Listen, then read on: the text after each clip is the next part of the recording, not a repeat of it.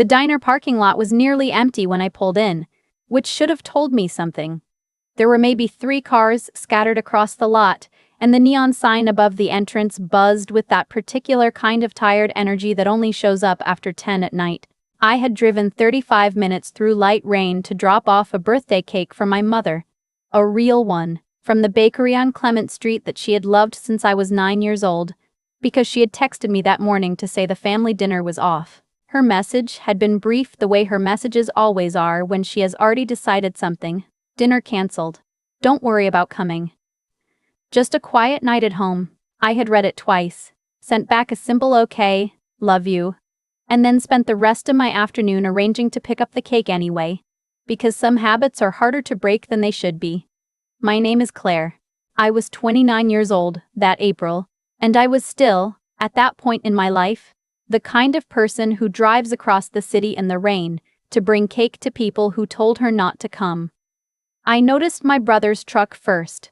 It was parked in the far corner of the lot closest to the side entrance, the one the family always used when we came here together because my mother liked to avoid the hostess stand. Then I saw my aunt's silver sedan, then the car my uncle had just bought, the one he had texted the whole family photos of 2 weeks earlier.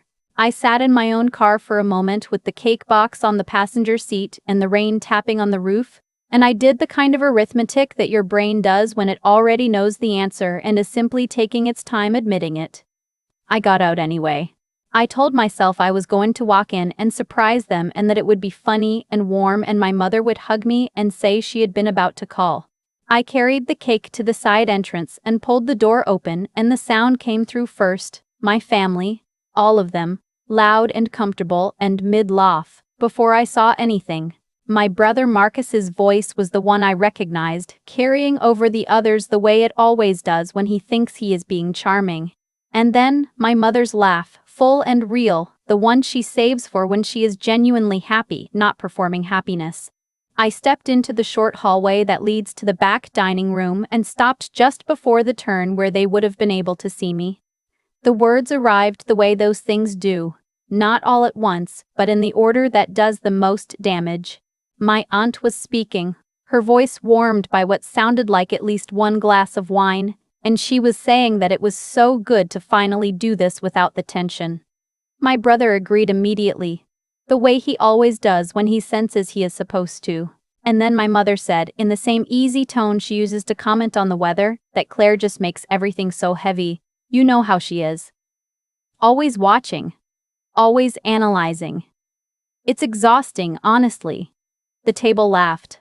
Not cruelly, that almost would have been easier to hold. They laughed the way people do when someone has named something they all privately believed and are relieved to finally say aloud. I stood in that hallway with a birthday cake for a woman who had told me not to come to a dinner she was currently hosting without me. And I felt something shift in my chest that I do not have a clean word for. It was not quite hurt, and it was not quite anger. It was the particular feeling of a door closing on a room you thought you still lived in. I walked back out to the parking lot. I put the cake in the back seat. I sat in the driver's seat with my hands in my lap, and I called my best friend Danny, who answered on the second ring, the way she always does when she can tell from the call timing that something has happened. I told her what I had heard. I told her about the cake in the back seat. She was quiet for exactly the length of time it takes a person to decide what kind of support is actually needed. And then she said, "Don't go back in there tonight. Come to my place. And bring the cake, because we're eating it." I drove to Danny's apartment and we sat on her kitchen floor because neither of us felt like sitting at a table, and we ate my mother's birthday cake with forks directly from the box, and Danny let me talk until I ran out of words. What I kept coming back to was not the dinner itself. It was the word exhausting. I had spent 29 years trying to be the responsible one, the reliable one, the daughter who showed up, and the summary my mother had offered to her family over wine was that I was exhausting to be around. I want to explain something about my family's financial situation because it matters to what comes next, and I want to be precise about it. 3 years before that April, my parents had gone through a difficult stretch. My father's contracting business had hit a slow period, and my mother had cut her hours at the dental office where she worked the front desk. I had been in a stable position by then. I had spent 5 years building a small bookkeeping and financial consulting practice, mostly small businesses and independent contractors, and I had a steady client list and a decent income. When my parents asked whether I could loan them some money to cover 2 months of bills while things stabilized, I said yes without hesitation. We agreed on an amount, and I transferred it from my savings account, and I never asked about a repayment timeline because they were my parents, and the money was sitting there, and that is what you do. What I did not know and would not understand fully for another 3 years was that the loan had never been understood by my parents or my brother as a loan. It had been filed away, in whatever accounting system my family keeps internally, as Claire's contribution to the household. Claire's share. Claire, who has no children and a stable income, and who should therefore feel good about helping out. Marcus had been told, I would later learn, that I had offered the money as a gift I had never described that way, never intended that way, and never been thanked for in a way that suggested anyone understood what it had cost me. But I did not know any of this that April. What I knew on the floor of Danny's kitchen was that I was tired and hurt, and that my family was at a restaurant celebrating my mother's birthday in a way that was apparently improved by my absence. I went home that night and I slept badly, and in the morning I made coffee and I decided, with the specific kind of clarity that follows a bad night, that I was gonna stop volunteering myself. Not dramatically. Not with a phone call or a confrontation. I was simply going to stop offering things that were not being asked for and not being valued. I was going to stop driving across the city in the rain. I kept that decision for about 6 weeks. In those 6 weeks I did not call my mother first. I did not offer to help with anything. I did not initiate the Sunday check-in texts I had been sending since I was 23. The silence from their end was so complete and so comfortable that it told me more than the birthday dinner had. Then Marcus called. He called on a Tuesday evening, and he had the particular warmth in his voice that he turns on when he needs something. He asked how I was doing. He said it had been too long. He said Mom had been asking about me, which I did not believe, but I let it sit there. And then, after approximately 4 minutes of preamble, he told me that he and his girlfriend Tanya were having some financial trouble. Nothing serious, he said, just a cash flow thing. They had a gap between paychecks and a car payment due, and he was wondering whether I could help out for a short term. He used the phrase, "You've always been so good about this kind of thing," in a way that made clear he was not describing a quality he admired so much as a pattern he had come to rely on. I asked him how much. He told me. The number was larger than the car payment he had mentioned, and I noted that without saying it. I told him I would think about it and call him back, which was a sentence I had never said to my brother before in my life, and the brief silence that followed told me he had noticed.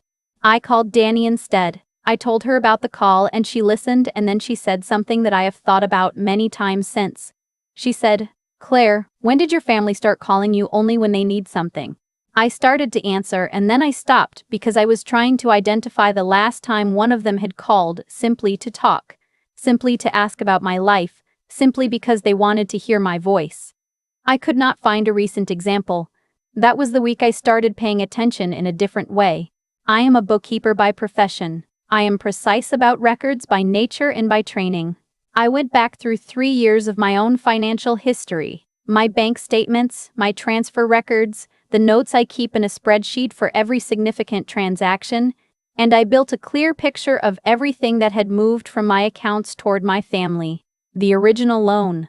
The 2 times I had covered Marcus's phone bill because he had asked, and it had been easier to say yes than to listen to the explanation. The money I had sent when my mother said the car needed an unexpected repair. The groceries I had bought and never asked to be reimbursed for when my parents had people over.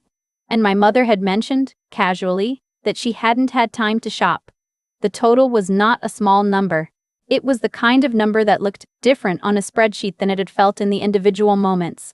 Each of which had seemed reasonable. Each of which had seemed like the obvious thing a good daughter and a good sister would do. I sat with that spreadsheet for a long time. I thought about the word exhausting. I thought about the birthday dinner. I thought about Marcus's phone call and the 4 minutes of warmth that had preceded the ask. I did not call Marcus back with the money. I texted him instead and said that I was going through a tight period myself and couldn't help right now. which was not entirely true but was also not something he would be able to argue with. His response was a single word, okay, followed by 2 days of silence, followed by a text that said Tanya had sorted it out, which told me the emergency had never been quite what it was described as. What followed was 3 months of increasing distance that I experienced as clarifying rather than painful. My mother called twice, both times with a particular quality of purpose in her voice, and both times the conversation arrived quickly at some version of "we've been thinking and there's something we wanted to ask you about." The first time it was whether I had a contact at a small business lender because my father was thinking about expanding. The second time it was whether I might be willing to look over some paperwork for a financial arrangement Marcus was considering. I helped with both because I had not yet fully learned the lesson I was in the middle of learning. The birthday dinner was in April. The call that changed everything came in July. My mother called on a Sunday morning, which was unusual, and her voice had a brightness to it that I had learned over 29 years to read as performance. She said she had been thinking about how we had not spent real time together lately and that she wanted to fix that. She said she and my father and Marcus were planning a small gathering, just family, nothing formal, a chance to reconnect. She said she wanted me there and that it would mean a lot. I said I would come. I wrote the date in my calendar. I felt, I will admit, a pull of something hopeful that I should have been more cautious with. The gathering was on a Saturday. On the Friday before it, Danny called me. Her voice was careful in the way that means she has something to say and is deciding how to say it. She told me that she had run into Tanya, Marcus's girlfriend, at the gym that morning. That they had ended up talking. That Tanya, who was apparently unhappy about some things and had not been told that Danny and I were close, had said more than she probably intended to. The gathering was not a reconnection dinner. It was a meeting. My parents and Marcus had been talking for several months about a plan, and the plan involved me. The original loan I had given 3 years earlier had accrued, in their understanding of it, to a kind of standing arrangement, of family funds that I contributed to because I was stable and they were family, and that was what family did. They had already allocated in their internal accounting future contributions from me. There was a specific number attached to a specific need. Marcus and Tanya were looking at a rental property investment, and the down payment gap in my family's planning had been assigned to me. The Saturday gathering was how they intended to present this, warmly, with food, with the language of family closeness, as if the decision had already been made and the dinner was simply the formal occasion for me to agree. Tanya had told Danny the number. It was significant. I sat on my couch after Danny's call for a long time. I thought about 3 years of transactions on a spreadsheet. I thought about always makes everything so heavy. I thought about a birthday cake eaten on a kitchen floor.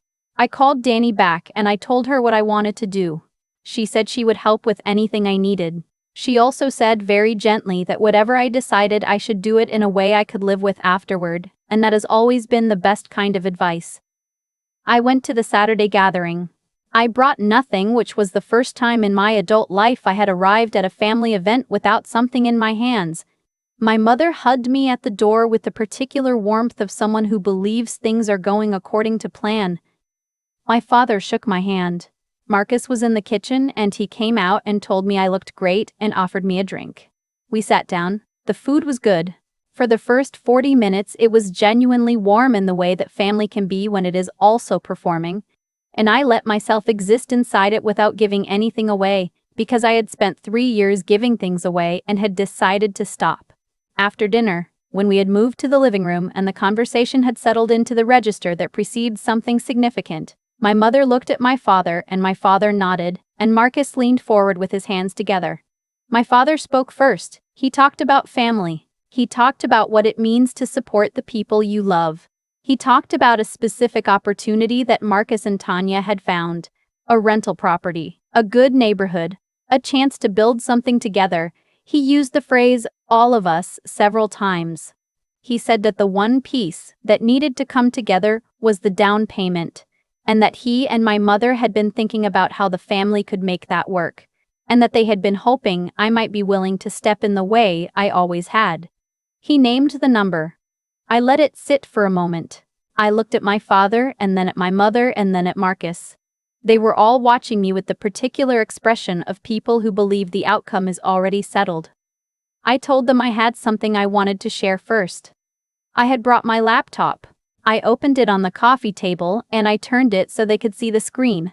I had prepared a document, clean, organized, dated, clear, that itemized every transfer I had made to members of this family over 3 years. Every amount, every date, every stated reason at the time. At the bottom was a total. I gave them a moment to read it. Then I said very calmly that I wanted to understand something before we talked about moving forward. I asked whether the original loan had ever been understood as a loan, or whether it had been categorized as something else. I asked whether the subsequent transfers had been discussed among them as a pattern they intended to continue. I asked whether the number my father had just named had been allocated to me in any planning conversations before tonight.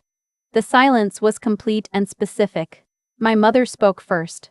Her voice had shifted entirely from the warmth of the dinner. She said I was making things uncomfortable. She said I was reading too much into normal family support. She said the original money had been offered freely and she didn't understand why I was bringing it up now. I told her the date on which I had transferred the money, the exact amount, and the exact words she had used in the text where she had called it a loan and said they would pay it back when they could. My father said the situation had been more complicated than I was making it sound. Marcus said nothing for a moment and then he looked at Tanya, who was sitting very still beside him. I closed the laptop. I told them that I loved them and that I was not there to punish anyone. I told them that I was not going to contribute to the property purchase. I told them that I would like at some point when everyone was ready to have a real conversation about what the financial history between us actually looked like and what, if anything, either side felt was owed. I told them that until that conversation happened, I was going to be unavailable for this kind of ask. Then I picked up my bag and I said goodnight and I walked out to my car. My mother called 3 times before I reached the end of their street. I let all 3 go to voicemail. She left one message that was hurt, and one that was frustrated, and one that was somewhere between the two. Marcus sent a text that evening that was 2 sentences long and said I had embarrassed Tanya in her own home, which was technically not her home, and which missed every point that mattered. Danny came over the next morning. She brought coffee and she sat with me while I listened to the voicemails once and then deleted them. She asked me how I felt. I thought about it honestly and told her I felt lighter than I had in 3 years, which was the truest answer I had. The weeks that followed were not without difficulty. An aunt reached out to say she had heard things were tense and that she hoped I would remember what family meant. A cousin sent a message implying I had been unreasonable. I responded to each of them briefly and without detail and without apology. My mother and I did not speak for 6 weeks. When she called again, her voice was different. Not the performance warmth and not the hurt frustration, but something quieter, something that sounded more like the beginning of honesty. We talked for a long time. I do not want to summarize that conversation here because it belongs to both of us, and some of it is still in progress. What I will say is that it was the first time in my adult life that we talked about the actual terms of our relationship rather than performing the version we had both agreed to present. I paid myself back, in a manner of speaking, by taking the amount I had been about to send Marcus and putting it into a savings account I opened for myself, one I named privately for Claire. It was a small thing and an entirely internal accounting, but it felt important to do. There is something I have been thinking about since that Saturday night. Something I find myself returning to when I see the pattern in other people's lives and recognize it from my own. It is possible to love people and also to have allowed a version of that love to become a transaction without noticing when the shift happened. The people who accepted my money were not strangers. They were not people who wished me harm in any conscious or deliberate way. They were people who had found a comfortable arrangement and had simply never been asked to examine it. The examining, as it turned out, was mine to do. I still bring things when I go to family dinners.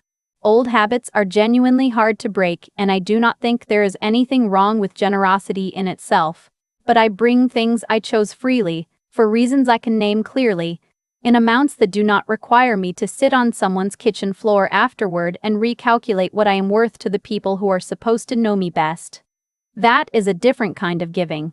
It turns out it is also a different kind of being in a family.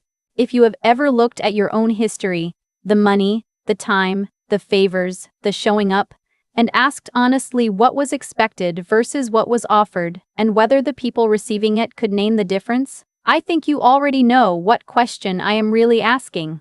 What was the moment you decided your generosity deserved to be chosen, not assumed? There is a version of this story where I walk back into that diner, set the birthday cake on the table, and smile through the rest of the evening. I know that version well because I lived a variation of it for years. I showed up. I brought things. I filled the silences. I made it easy for everyone to keep going without ever asking what it was costing me. What I understand now, and what Claire's story put into words I had been reaching for without finding, is that patterns do not become problems the day you notice them.